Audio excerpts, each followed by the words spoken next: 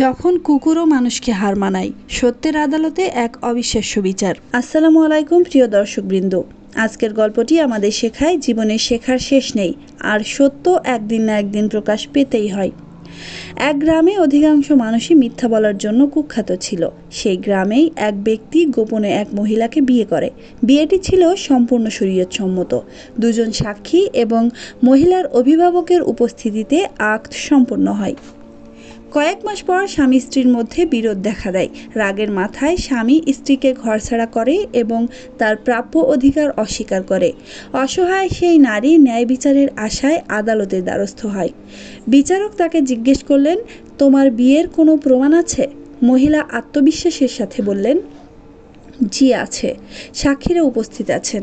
আদালতে স্বামী ও দুই সাক্ষী হাজির হলো, কিন্তু আশ্চর্যের বিষয়, তারা সবাই বিয়ের কথা অস্বীকার করলো। বলল, আমরা এই মহিলাকে কখনোই দেখিনি। আদালত কক্ষে গুঞ্জন শুরু হলো। বিচারক কিছুক্ষণ নীরব থেকে গভীরভাবে ভাবলেন। তারপর তিনি মহিলাকে জিজ্ঞেস করলেন, তোমার স্বামীর বাড়িতে কি কোনো কুকুর আছে? মহিলা বললেন, জি আছে। বিচারক নির্দেশ দিলেন, কুকুরটিকে আদালতে হাজির করা হোক। সবাই অবাক, আদালতে কুকুর কেন?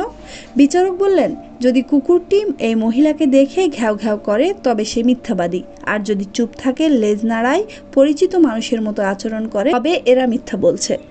এই ঘোষণা শুনে স্বামী ও সাক্ষীদের মুখ লাল হয়ে উঠল। তারা অস্থির হয়ে পড়ল। আদালতে উত্তেজনা ছড়িয়ে গেল। ঠিক তখনই বিচারক শান্ত কণ্ঠে বললেন, আর কুকুর আনার দরকার নেই। তিনি বুঝে গেছেন সত্য কোথায়। অপরাধীর ভয়ই তাকে ফাঁসিয়ে দিয়েছে। বিচারক রায় দিলেন মহিলার পক্ষে। স্বামী ও সাক্ষীদের মিথ্যা সাক্ষ্য দেওয়ার অপরাধে দণ্ডিত করা হলো। এই গল্প আমাদের কি শেখায়? যেখানে মানুষ মিথ্যা বলে, সেখানে কখনো কখনো পশুও সত্যের প্রতীক হয়ে দাঁড়ায়। সত্যকে চাপা দেওয়া যায় না, ভয়ের ঘামই তাকে প্রকাশ করে দেয়।